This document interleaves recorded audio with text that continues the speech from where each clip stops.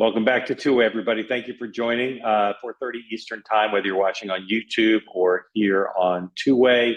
This is a platform for long, sophisticated, interesting, bipartisan conversations where we're here to learn and not insult each other. If you want to get in on the conversation, please do what many have already done. Nice to see, already raised your hands. If you've never been part of speaking on Two-Way, please, love to have you join, get a diversity of voices in here. There's a lot going on, and that's before President Trump's rally, former President Trump's rally in Pennsylvania tonight, and the Vice President's event in Houston. But a lot's already happened, and there's in the political world, in the blue political world, media world, there's a massive story being discussed, which will dominate today and keep Donald Trump, I would say, no matter what he does at his rally tonight, from winning the news cycle. That has to do with his appearance at the National Association of Black Journalists event, where he sat with 3 journalists on stage and took questions. We're going to show you some of that. We're going to talk about how that is being digested. And I'm going to have something to say about sort of the macro sense I have of what's going on in the race right now, particularly regarding how the media is viewing things. Also talk about deep stakes.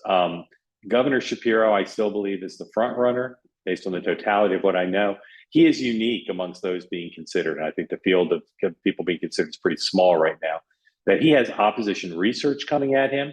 Some of his organic negative stories done by journalists, investigative stories, but some of it I believe is being ginned up. And there's a massive discussion taking place regarding his religion and regarding his position on Israel and whether he would be a risky pick or not.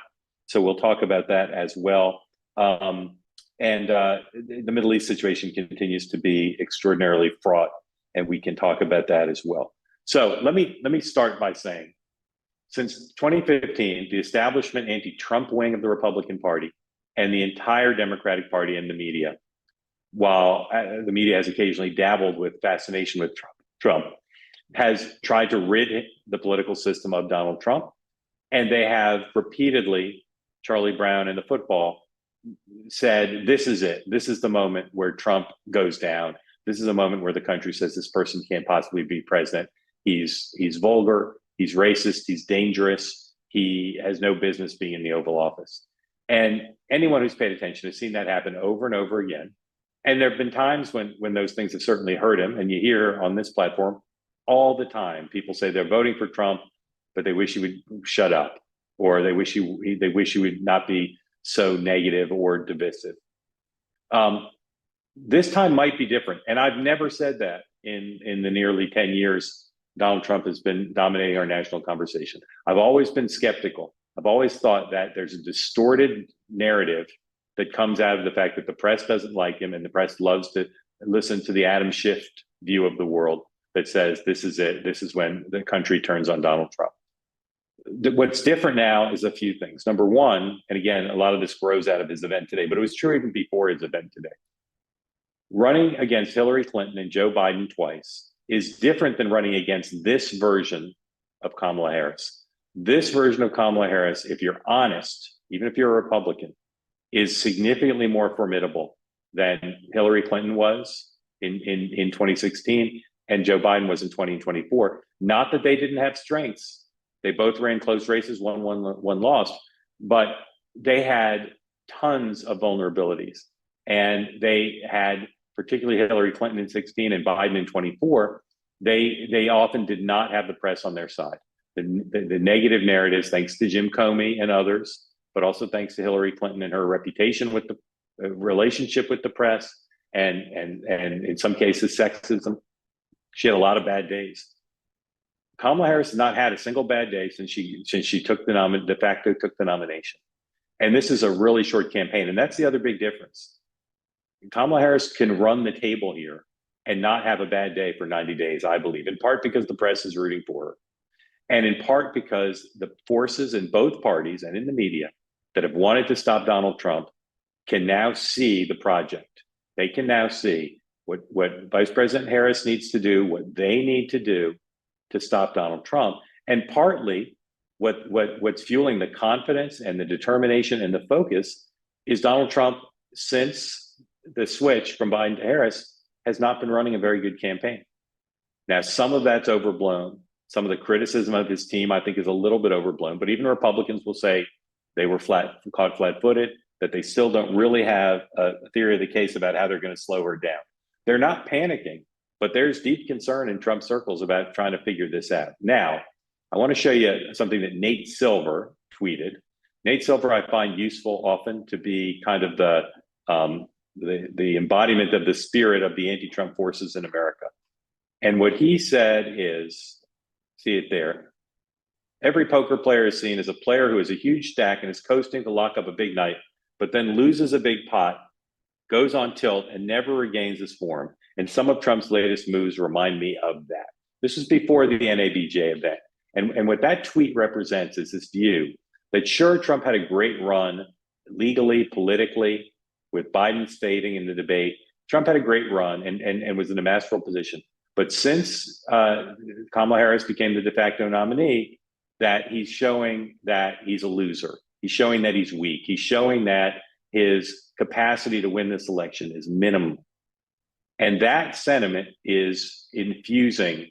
Go watch an hour, as I did it right before I joined you. I watched the top of the 4 o'clock at MSNBC and CNN.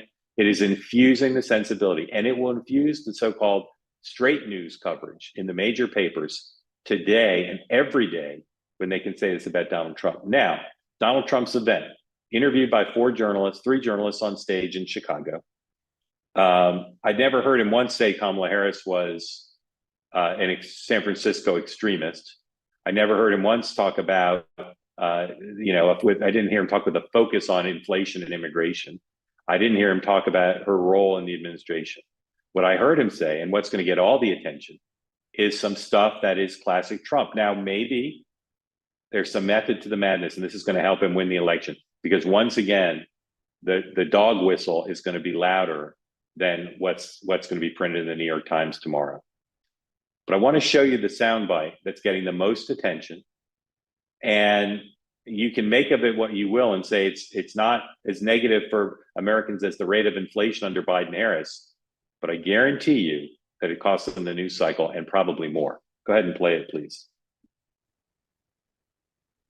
A little bit different. So I've known her a long time indirectly, not directly very much, and she was always of Indian heritage, and she was only promoting Indian heritage. I didn't know she was black until a number of years ago when she happened to turn black, and now she wants to be known as black. So I don't know, is she Indian or is she black? She is always identified as a black woman. She went to a historically black college. I respect either one, but she obviously doesn't, because she was Indian all the way, and then all of a sudden she made a turn, and she became a black person. Just to be clear, sir, do you believe that I think somebody should look into that too when you continue in a very hostile, nasty tone. It's a direct question, sir. Do you believe that Vice President Kamala Harris is a DEI hire, as some Republicans really don't have know. said? I mean, I really don't know. Could be.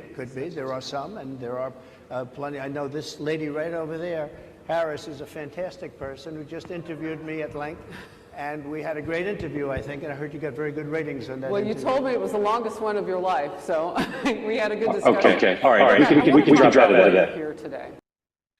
So is that as offensive as saying Barack Obama was not born in the United States and is illegitimate? Is it as offensive as some of the things he said about Secretary Clinton? It's not, I don't think, but it's offensive to people, and it's not on message.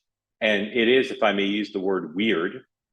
And it is going to get the confidence of Blue America and the dominant media to say this guy's lost his mind. He's scrambling. It was already denounced from the White House podium using extraordinarily strong words, which I had in front of me. Let me see if I can find them again.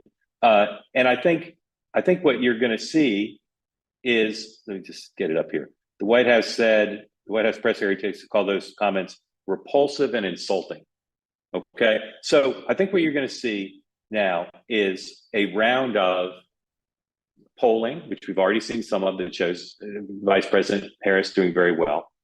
You're going to continue to see her doing strong events because they're very managed, and the team in place, amongst the many things that she's benefiting from by being the nominee as opposed to anyone else after Joe Biden stepped aside, is she's got an advanced team that knows how to do presidential and vice presidential level events. Had someone else come in and tried to build a presidential campaign, it just wouldn't have been possible. She's staging, as she did yesterday in Atlanta, very strong events. She's not doing interviews yet. She's not doing press conferences yet. I'm not predicting she'll win, and I'm not cheering for her to win. But what I'm telling you is that performance by Donald Trump today will provide another news cycle where that Nate Silver sensibility will be dominant in the media and be dominant in Democratic circles that says this guy is losing and therefore he's losing his mind. Now, as I said, this has been predicted many times before. What's different is the vice president is performing at a formidable level, and it's a 90-day sprint. And in a 90-day sprint, if she is as good as this, then what kicks in was always been the case, which is what people said, a normal Democrat will beat Donald Trump. What won't beat Donald Trump is Hillary Clinton and Jim Comey, or Joe Biden, because of his record on inflation, immigration, and Israel, and because of his infirmity, what I've called the four eyes. Kamala Harris now is not just a replacement for Joe Biden, and she's not just someone with some of his baggage and some of her own baggage, but not the infirmity. Right now, she's a really good presidential candidate. She's smiling, she's happy, she's loose. She's dealt with the Israel situation with statements that have been effective.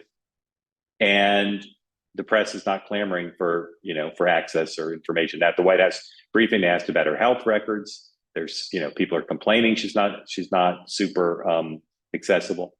What I hear from Republicans, including serious people, what about the coup?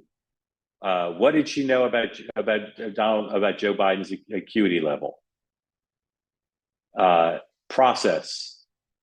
Bobby Kennedy did a press call today with a lot of reporters on it. He talked about process too, how hard it is to get on the ballot, etc.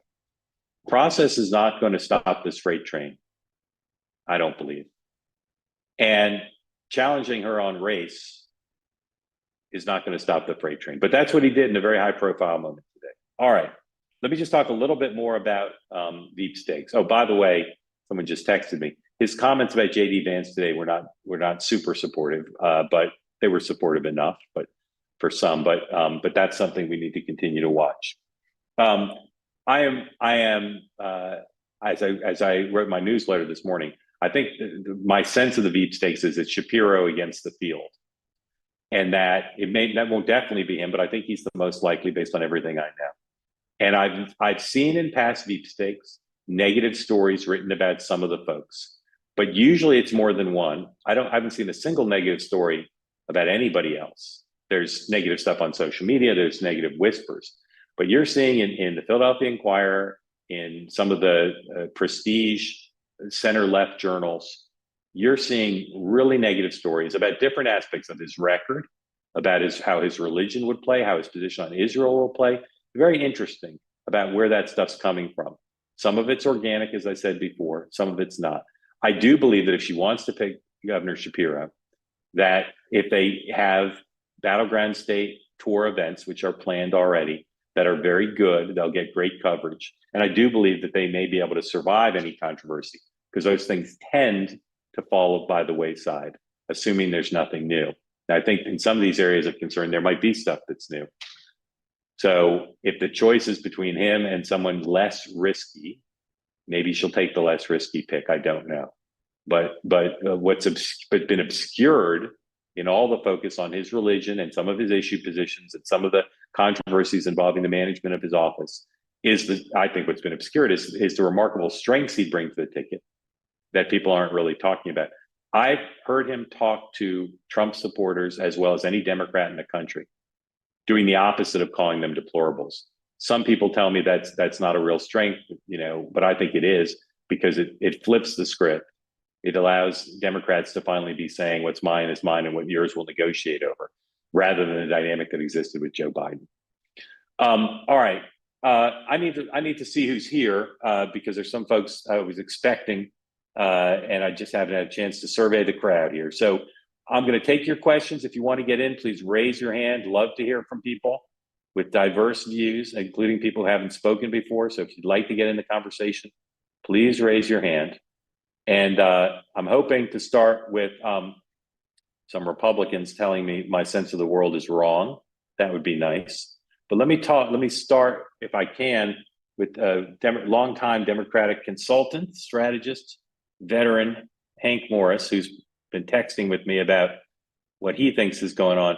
Hank, let loose. Tell everybody what you thought of that Trump event with the Association of Black Journalists. I thought he was desperate, unhinged, crazy, off the rails. I thought it was terrible. And aside from trying to get Vance off of the coverage, I don't know what purpose it could have possibly had. Mark, I have a question for you. Vent. Yes, sir. Are the negative Shapiro stories, do you think they're from Democrats or from Republicans? Great question. I think they're mostly from Democrats, but I don't know for sure. And I don't think they're from Democrats who are pushing other people for the slot. I think they're from, to the extent my overall sense, not reported, but just spidey sense and impression, is that they're from Democrats who think he'd be a bad pick, and they don't want the freight train to be derailed by a distraction of a bad pick. That's my sense. Republicans, in my sense, Trump Republicans are not super worried about any of these picks. They don't see anybody out there who will revolutionize this. I'd say the one they felt was the strongest was Mark Kelly, and I don't believe he'll be picked. So they're not particularly concerned about him. So I don't think they're going out of their way to kill him. And I think if it is him, they will try to take advantage of some of his weaknesses to sow discord and divide the party. So, Mark, let me go back to Trump today. So I think he's basically, I thought this before, but this just confirms it. I think at the end of the day, he's basically not going to get any black votes. 0 is too little, but he's not going to change any calculus from cutting into Harris's margin with blacks. And I do think if there's some way for him to dump Vance now because of that and switch to Rubio, where he's going to need, or he's going to think he's going to need to do better with Hispanics, that might encourage him to do that. I have no idea whether that's possible or not. And it would entail Trump admitting he was wrong. But, they asked him a simple question today, which was, is Vance qualified to be president if he needed to step in? And Trump didn't say yes, didn't say absolutely. Yeah, I noticed the same thing. Hank, thank you. Stay with us, chime in anytime. Appreciate it. All right, let's go to some hands up and just tell us who you're supporting, where you're from, and ask away. Let's go with Blaine. Blaine, come on in. Yes, I would never say that I'm coming out and just 100% supporting Donald Trump as a person. I'm a Republican, I'm a conservative. Before all of that, I'm a Christian. That's why there's so many things in the Democratic platform that I absolutely cannot go for. It's also why I have to hold my nose to even try to vote for Donald Trump, because I deplore so much about his conduct. I was going to vote for Marco Rubio in 2016. I did vote for him in the Georgia primary in 2016, where I'm from. But I feel like there's a lot of people that are in the Beltway and a lot of people that are in the bubble that don't understand that there's hundreds of millions of Christians that are split through this thing of, okay, I don't like how Donald Trump acts, but his policies align so much more with anything that the left is trying to push, both through policies and through their agenda, their social agenda. So people have to realize this, and they also have to realize this. This is not some. Listen. Hank has probably done more politics stuff than I'll ever even dream of doing in my life. But there's a call right now going on, a organic call, 60,000 Black Americans that say Black Americans against Harris. Okay, that I put the link to it in the chat and all that kind of stuff. So the emotions are going to be high on all sides. But I wanted everybody to know that this is a much more nuanced and dynamic thing than I think what politicos out there are cutting on. That's all I wanted to say. Blaine, no, stay right with us, Blaine, because that's a big part of why two-way exists. So did you vote for Trump in the general election in 16 and 20? I had to. Hillary Clinton Yeah. was Okay. saying that she supported abortion all the way up to the 9th month. I mean, Right. that's So, a game changer yep. right So there. understood. So Blaine, do you live in the Atlanta media market? Gainesville, which is about a hour northeast of Atlanta. All right. So what was the coverage like of Vice President Harris's event last night? Well, here's the other thing. I don't watch mainstream media anymore because you Yeah. can't. So I look at all the independent and things of that nature, and I saw, people who were, oh, look how cool, and this is a vibes election. Then I also saw people who are going to vote for Harris, but also lamented the fact that she chose Meg the Stallion to go out there and twerk at her event and said, Yeah. this is not what we need.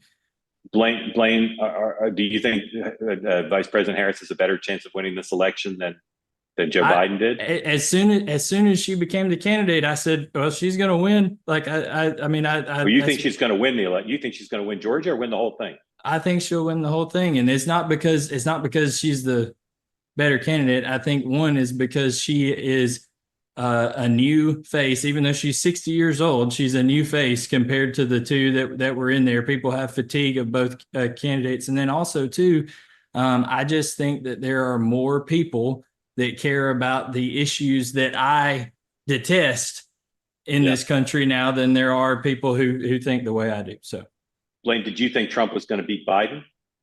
Oh, he was gonna kill him. So you think, so just to be clear, I'm pretty sure I got this right. You thought for sure Trump would beat Biden, and you think now pretty sure Harris will beat Trump. Yeah, because I think a lot more people buy into the identity politics stuff than they do focus on real issues. Not people on this call. Most people on this call are very politically savvy. I think there's a lot of the country that doesn't pay enough attention and just says, oh, well, I like a little bit of that, I'm going to vote for that. Blaine, how'd you find out about two-way? On X, your post on X. Okay. And I watched the reason I found out about you is because I watched the 2016 campaign behind the scenes, and I watched on Netflix. So that was cool. Thank you, sir. Tell all your friends about two-way. Couple more questions for you. If President Trump called you up and said, Blaine, I saw you on two-way and I really want to win Georgia in the election, what should I do? What can he do to turn it around?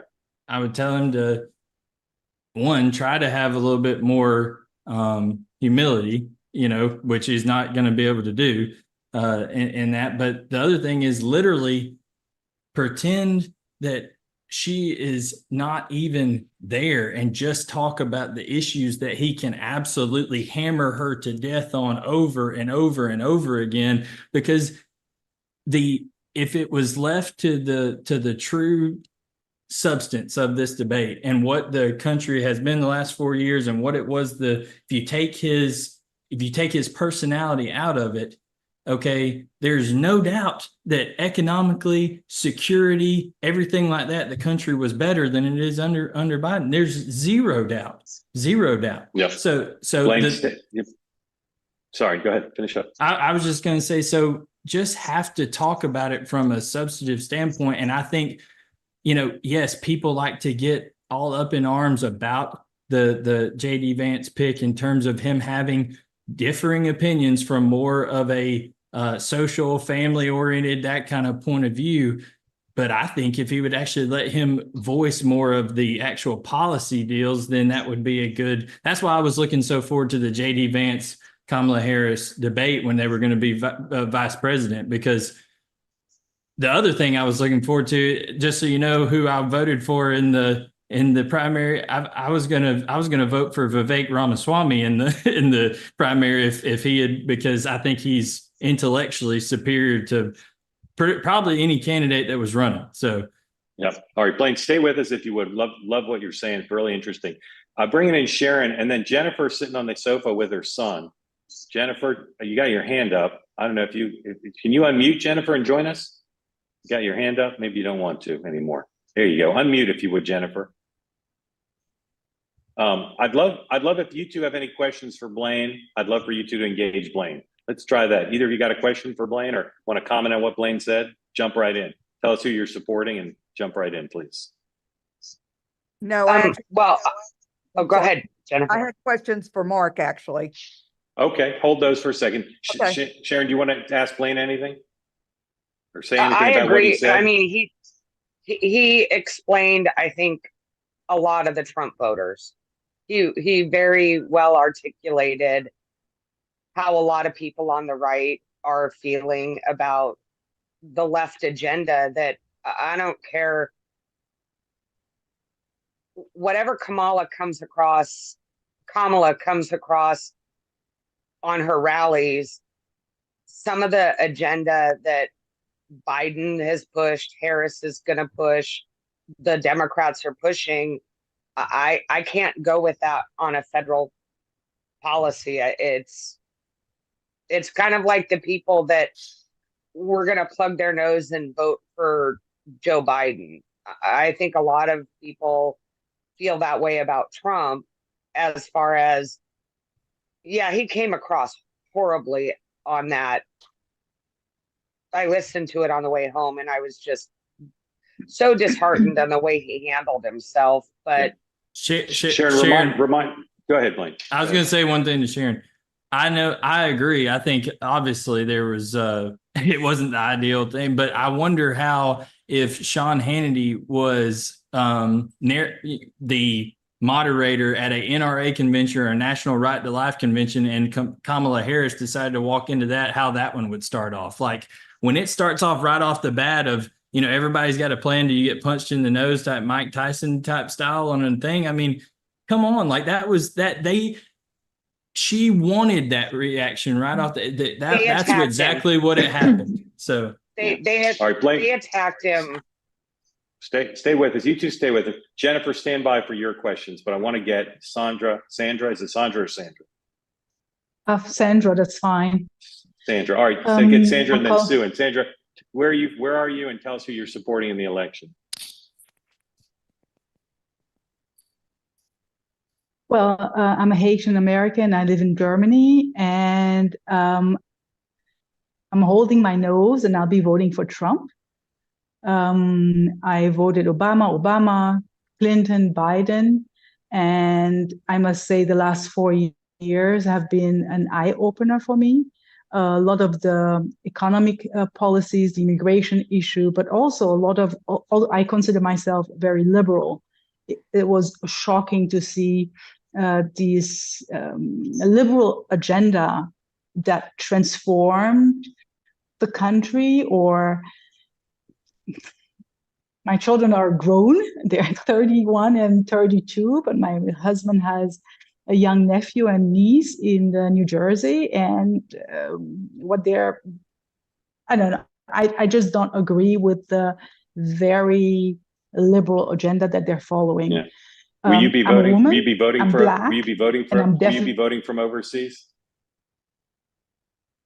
Yes, I've never missed voting. And are you tempted to vote for the vice president, or that's just as unattractive to you as Joe Biden? Are you tempted to vote for Kamala Harris or no? Need to stop because I'm on unmute. No, not at all. No. First of all, I find I was gaslit, basically. This whole transfer of power, the whole 3.5 years, I was telling my husband, look at him, look at Biden. Is there something wrong with him? And all the press saying, no, there's nothing wrong. And Kamala Harris, no, there's not. I think I got angry because of that. And just because I felt lied to and taken for stupid. Yep. It might be a protest vote, but I will be voting for Trump, because I think if they're able and capable of doing something like this, no, I cannot trust. Blaine, is Sandra giving you any of your mojo back? You feeling like maybe Trump's chances are better than you thought, or no? I mean, I'm pessimistic by nature, so I'm just preparing, and what I've already said to myself is I just got to worry about my house and raise my children and all that kind of stuff. But the thing about it is I do think that there's so much nonsense out there when you look at some of the polling and stuff like that. Like any world that exists where Trump wins Pennsylvania by 4, but in the same exact election loses Michigan by 12, that does not exist. Okay, that doesn't happen, and that was actually in a national poll yesterday. They also have national polls where he's winning, where he's winning or getting 22 to 23% of the black vote and winning the 18 to 35 vote by 9%, and then losing by 4 points. Yeah, Blaine, you're a very sophisticated reader of the polls. I hear you. Doesn't That's why happen. I say wait till the fall. All right, Jennifer, we're going to get to you in a second, but Sue, I'm sorry. Sue, do you have a Could I question say or a quick comment? thing? Yeah, of course. Go ahead. And then Sue's going to engage the two of you. Do you want me to start? I live in No, Germany, Europe. Yeah. We had elections in several countries. Young people veered astonishingly to the right. They were not expecting this, either in France, in Germany, in some other countries. So I think it could be that the 18 to 30s are moving to the right. I wouldn't be surprised. Okay. Sue, go ahead. Well, I'm from Colorado, or live in Colorado now. I actually agree with Sandra on a couple of points in that after the debate, I really felt like I had been gaslighted by the situation with Biden. And I had been a registered Democrat probably since like the early 80s. My first vote was as a Republican for Richard Nixon. But I changed my vote or my party to unaffiliated in Colorado and stopped contributing to Biden's campaign. But as soon as Kamala Harris got in there, I went from, okay, I'm going to be casting a vote against Trump to I'm going to be voting for someone, Kamala Harris. And I see that I'm 70. I always have to laugh when I hear people say, okay, older voters. Most of my friends, my age and older, are Democrats and are now incredibly enthused about this. I have 2 kids, they're adopted, so my kids are much younger than you might expect. My daughter's 22. And when I texted her that Biden had dropped out and was endorsing Harris, her text back to me was, maybe now we're saved. And her generation, the younger voter, and a lot of people my age who are leaning Democratic are very enthusiastic about Kamala Harris. I think she did a great job the other day. Yes, everything's been scripted. I think she does have to do, some either a town hall or some kind of press conferences.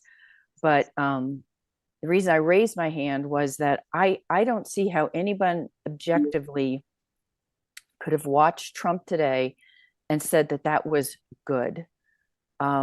I was horrified. I don't understand. I get Harris Faulkner apparently went on Fox afterwards and said what a great job he did. So, I don't understand that. And I know I listened to Michael Smerconish, and I know your comments and discussion today was about the debate, and the comment was, is Trump ever going to be able to get out of his own way and debate Kamala Harris without doing exactly what he did today? And I'm not sure he can do that. Yeah. Okay, Sue, thank you. Really appreciate all that really nuanced perspective. Sandra, tell us how you learned about two-way before we ask you to step aside. I started looking online to try to find actually I was looking for forums where Black Americans were mostly present to see if what I was hearing, about the Blacks moving towards Trump. And I was really surprised to find there are so many podiums, and I found two-way that way. Okay. Sandra, just thank researching. you. I hope you'll be a part of our community regularly. And Blaine, you're awesome.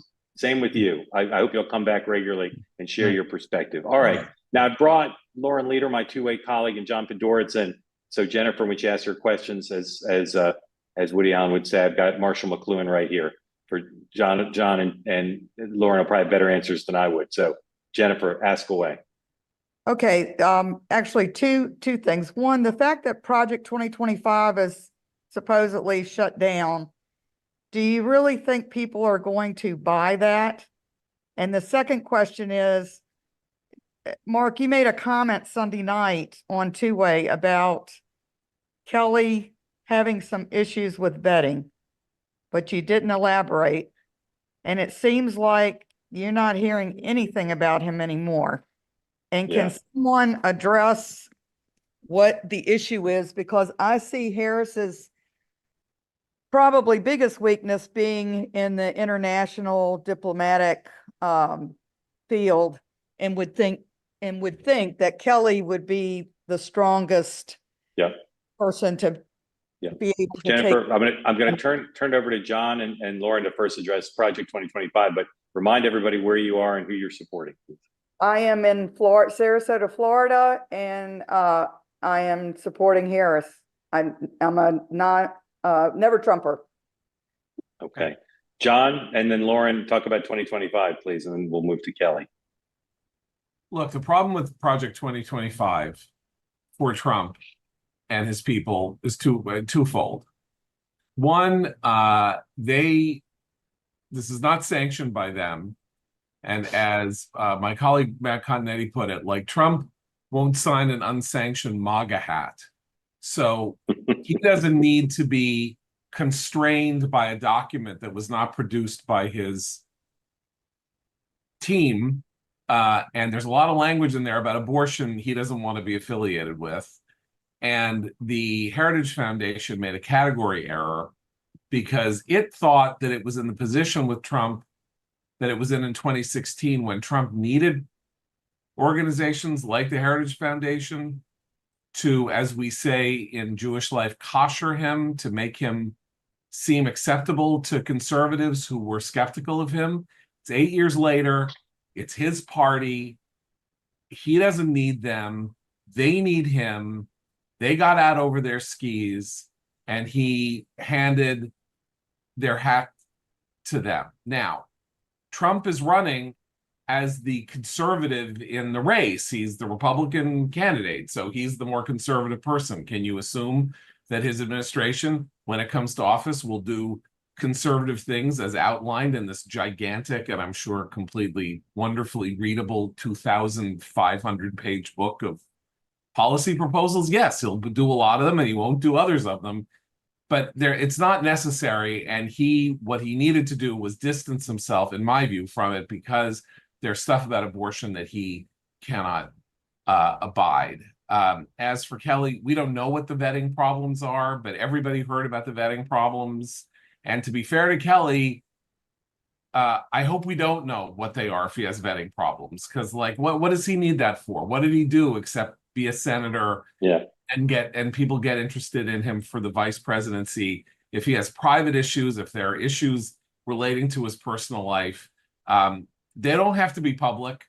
I know that, but it must be pretty significant. I mean, I'm just saying, I think in this case, this is the problem when these vetting things get public, is that suddenly somebody who is just going along happily. Look, I know somebody who got vetted in 1996 and basically took him himself out of the running a week beforehand, and Cole was interested in having him.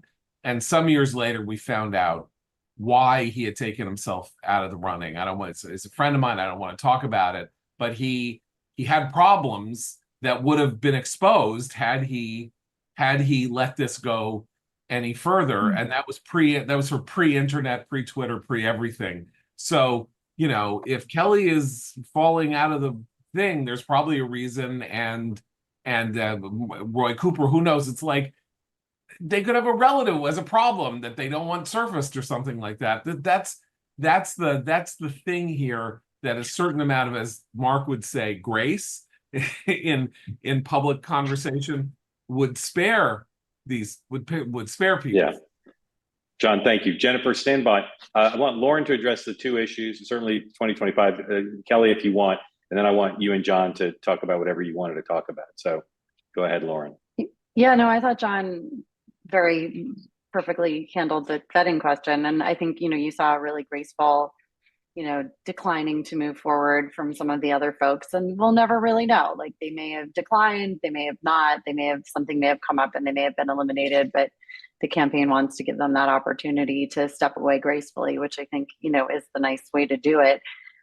So agree with John on all of that. I think as far as Project 2025, I think just because the senior guy at Heritage is gone does not mean 2025 is gone. And I think the liberal media is certainly going to continue to paint Trump with it. And it's not hard to do because many of the architects are folks who work for him. And so whether he wants to embrace it or not, he plays his usual card, which is, I don't know anything about it. That's like Trump's favorite line. I don't know. I never saw it. These people never consulted me. I don't know anything about it. So I think it's hard to, that he's not going to be able to drop it because it's just too good a political point to score for folks on the left. So I think they're going to keep going. I did want to just say one thing about the comment earlier. I mean, we obviously are all going to be respectful of each other on this platform, but also just like some basic fact checking, which is that Hillary Clinton never said she endorsed abortion up to the 12th month. It is one of the many lies that was also included in today's interview of Trump. And I think what is going to, obviously the race stuff, it's just red meat. There's a lot of folks inside the Black journalism community who feel that they were had, that he came not to have any kind of real conversation, but actually just to play to his own base, and that he always intended to, insult the folks that were interviewing him, et cetera. But I think the other thing he said on that in the interview, which will pick up, I think, some steam, is that he again reiterated that he's prepared to pardon the folks who've been convicted of attacking the Capitol on January 6th and assaulting police officers. That is going to be, if they ever debate, you can guarantee that the Harris campaign will be all over that, because she wants to paint a contrast in terms of her prosecutorial law and order and what Trump claims to be law and order. And then in the end, being willing to defend folks who assaulted police officers on the 6th. So there's going to be a lot of red meat to come out of the interview today. And again, just last thing I'll say is that I think in the contrast, I feel like, Harris is setting herself up as this joyful warrior at a time where I just keep thinking so much of the country is tired of negativity, and it's not that they're not going to go negative, but I think Trump just looked so dark and so small today. And that really, it looks even worse now in a way next to somebody who's out smiling and embracing the crowd and having some fun. Whether that moves votes, that's another question, but definitely sets him up. He starts to look really weaker, I think. The attacks are old. People are tired of them. We've heard them for years. It's his MO. It's just shock and awe all the time and not a lot of solutions. Yep. Lauren, thank you. John, did you want to say something else you had your hand up for? Yeah, just very quickly. Enormous, potentially world-changing developments happened today or in the last 16, 18 hours in Beirut, in Tehran, maybe in Baghdad. And we have a former president of the United States who has all kinds of stated positions that he will have to defend about what he has done and what he thinks about the Middle East. Kamala Harris has now been the putative Democratic nominee for 10 days. She has not given an interview. She has not given a press conference. The senior political commander of Hamas was assassinated in one of the most daring such events in world history inside Israel's enemy country during the celebration of the inauguration of that country's president, hours after the killing in Beirut of a Hezbollah leader who was directly responsible for the murder of 241 American Marines in 1983 at the barracks in Beirut, and has been hunted by the United States in some fashion or other for 40 years with a $5 million bounty on his head from the State Department under a 2017 act of Congress that was passed. So I'm happy to talk about Trump at the NABJ. Well, yeah, it's all great. let's step away from the presidential for a minute and let me ask you this. Yeah. What do you we have to see now what the Iranians do, what Hezbollah does, what Hamas does. What do you think the Israelis are anticipating as the reaction? I think that the Israelis are anticipating that the Iranians are often more bark than they are bite, although of course they did fire 300 missiles at Israel some time ago, and the Israelis made it clear with a certain type of military strike that they did in response that they possess weaponry that Iran is unable to detect as a second strike maneuver. So if Khamenei, the head of, the Ayatollah, says he has authorized a direct strike on Israel, you got to make sure, I don't know what's going to happen, but Israel didn't do this without a sense of that there might have to be a response to Iran's response. Yes, and this is why I want to get back to the presidential aspect of this, because Kamala Harris is part of this administration, but she's playing Etch-a-Sketch not only with her own positions, but is going to be in a position where she's like, well, this wasn't really me. I was the vice president. I didn't have that much power. I support the administration, but whatever. And we are about to we may be in a gigantic shitstorm on this planet, and she's not talking to anybody. I don't know how that is. It's amazing to me. I'm reading people saying Trump, it's so terrible. He went before the NABJ and behaved so. I mean, honestly, I don't like Trump. I think his conduct was deplorable today, but he went somewhere and answered some questions. Like, where the hell is he? I think some people might be surprised at how quickly Joe Biden has been ushered off the stage. I'm not. To me, that was part of why I didn't think for a long time, didn't think he'd give it up. Do you think he's got anything like the leverage over Bibi, which was limited before? Now that he's not running, it would seem to me, first of all, he's got even less. Not only doesn't he have leverage over Bibi, the Israelis believe that Kamala is not friendly to them, and therefore they've got a potentially very limited amount of time to do what they have to do in case she becomes president and comes down on them.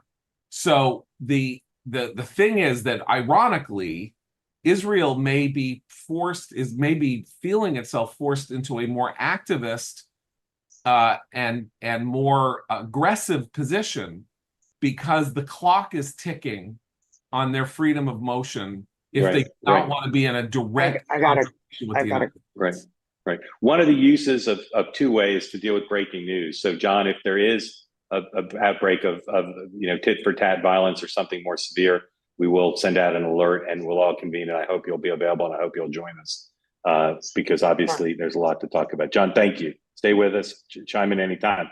The great friend of two-way, Ray Marcano. Yes, Ray, were you ever a member of the NABJ?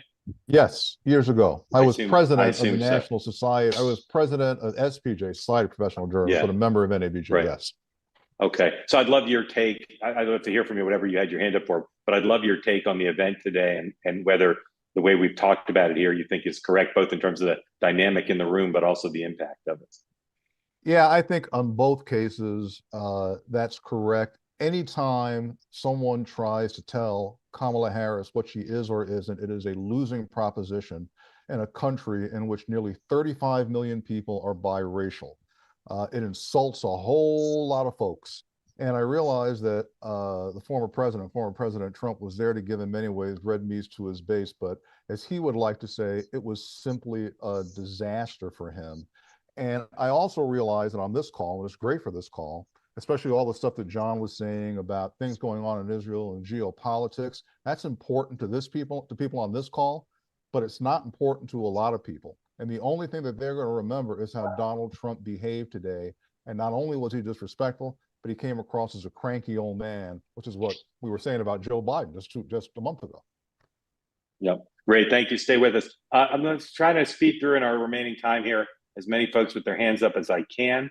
If you've asked questions before, we're going to try to get into some new people. So, Sonny, go ahead and unmute and tell us who you're supporting, where you are, and what's on your mind.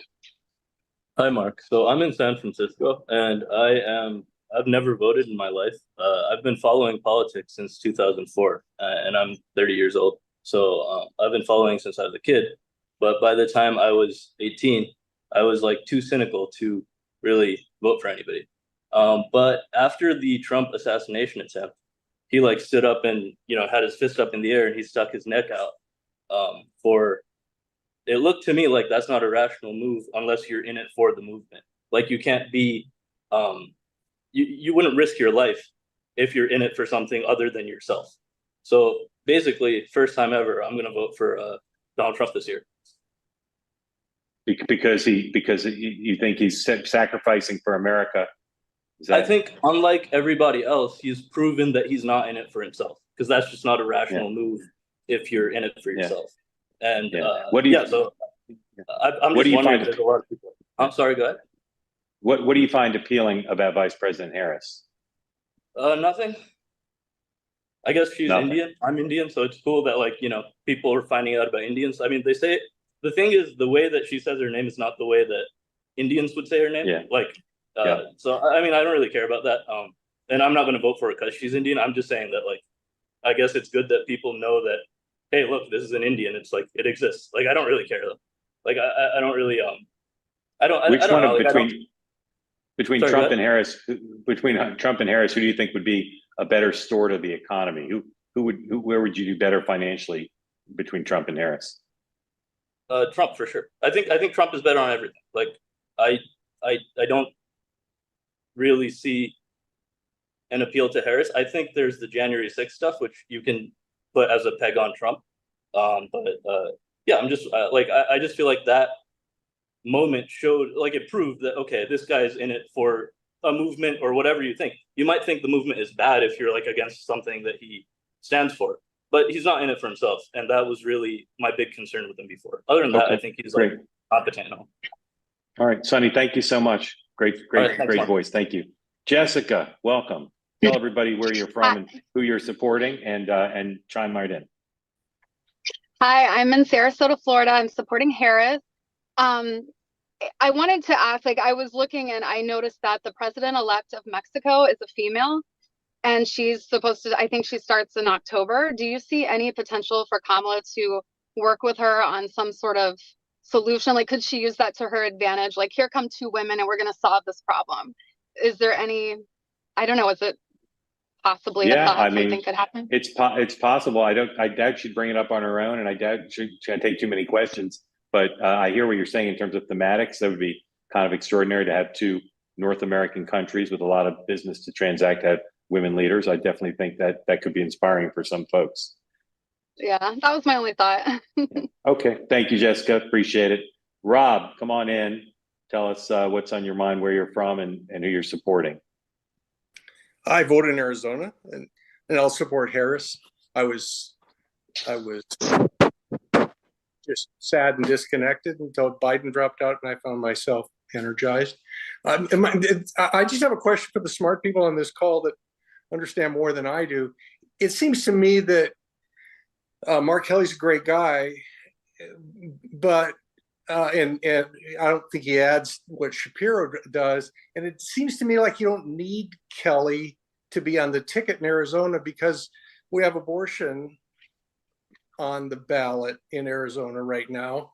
And, that's polling 60-40 in favor of it. And so I just can't see a bunch of people going to vote for abortion and then deciding to vote for Trump. But am I missing something? Great question. So let me just ask you, were you going to vote for Biden, but unenthusiastically? Yeah. Yeah. And did you vote for Trump in 16 or 20? No.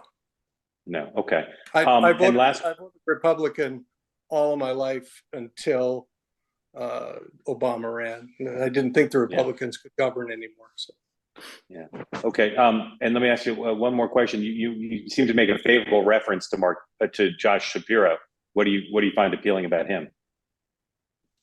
You know what? I just don't know enough about him other than the fact that he's very popular in Pennsylvania and that, would help with the blue wall. That's all. Yeah. So smart campaigns pick their running mates not because they'll help politically, either nationally or in a state. They take someone who the public and the press will view as qualified to be president. And I think Harris and Kelly and Shapiro crossed that bar. I think they're well enough known now. I thought that Kelly, biographically, with Harris and to help her with the border issue, had some advantages over Shapiro. look, it's a risk to pick a Jewish American. It just is. It may not be this positive, but it's a risk. And Kelly has an incredible bio. And if you think that her biggest vulnerability is the border, and the Trump campaign certainly has sent signals in the first few days, I think it's at least amongst her biggest vulnerabilities. If she could form an alliance with Kelly that said basically, this guy's been tough on the border, I'll be tough on the border. I think that, apples to apples, that's better than Shapiro could do on that issue. But I think he would bring a lot as well. So I think that'd be the argument for Kelly. Yeah. Okay, so I just want to, looking at where everything is and the question of Shapiro versus Vance, for example. Shapiro is a skilled longtime politician. Vance is a bit of a novice of a politician. He's very intelligent, but I have to say his debate in 2022 wasn't the greatest thing I've ever seen, and his speech wasn't the greatest thing I've ever seen.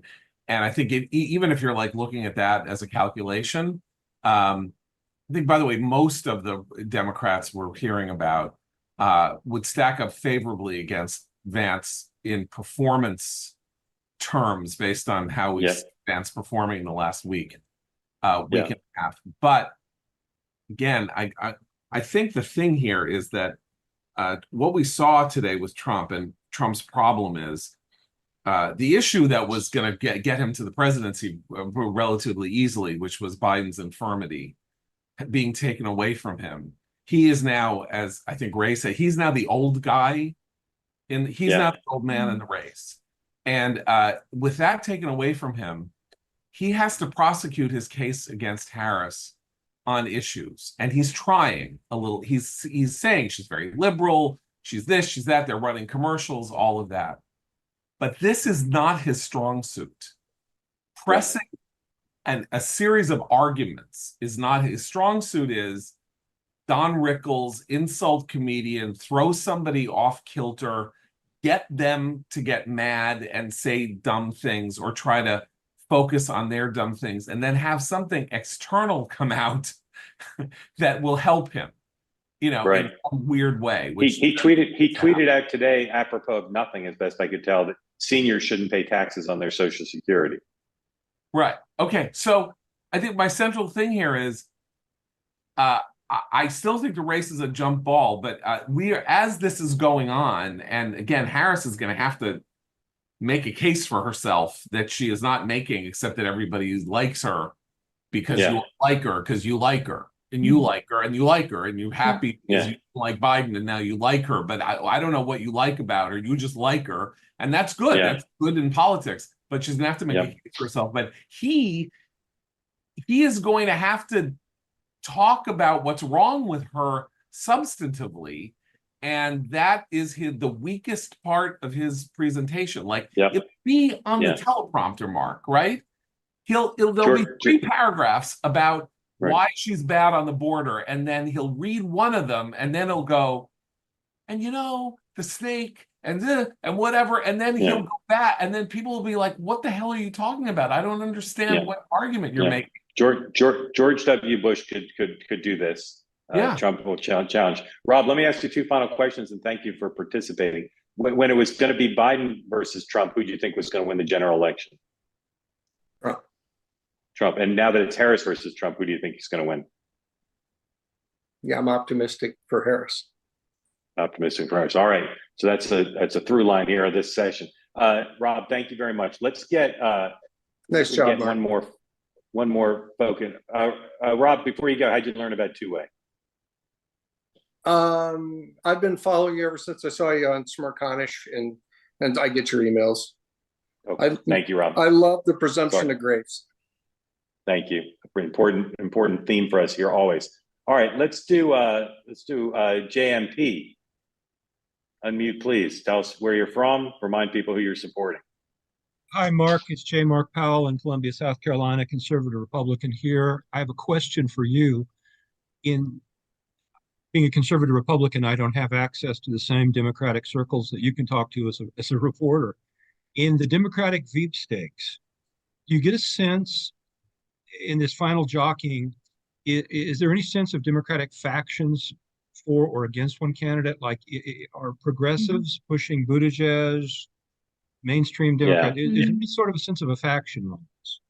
Yeah, the only factionalism I see, as I mentioned earlier in the episode, is there's a group that either doesn't like Shapiro because they think he's too pro-Israel, and there's a group that worries that his religion will hurt the ticket.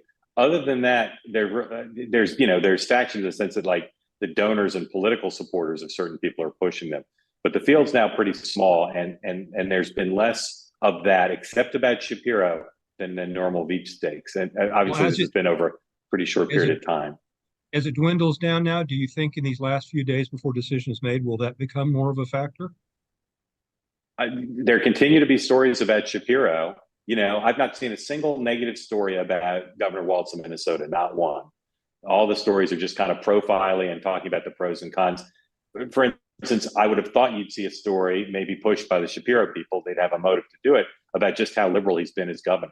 But I've not seen any of that. I've seen him talk about it a little bit on cable. But really, the other people, even Kelly, same thing. There are profiles of him and discussions of his relationship with the vice president. But really, no one else has been subjected to that kind of scrutiny the way Shapiro has. And despite that, I still think he'll be picked.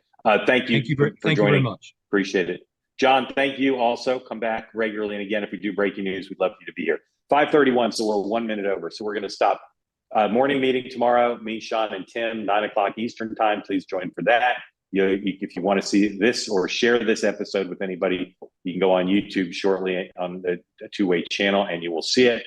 And we may well be back tomorrow, either afternoon or evening, for another edition of whatever this show is called. And appreciate everybody making time. And again, sorry did not get everybody with their hands up, but would like to try to start and end on time always. Enjoy the Trump rally and the Harris Houston event, and have a good night.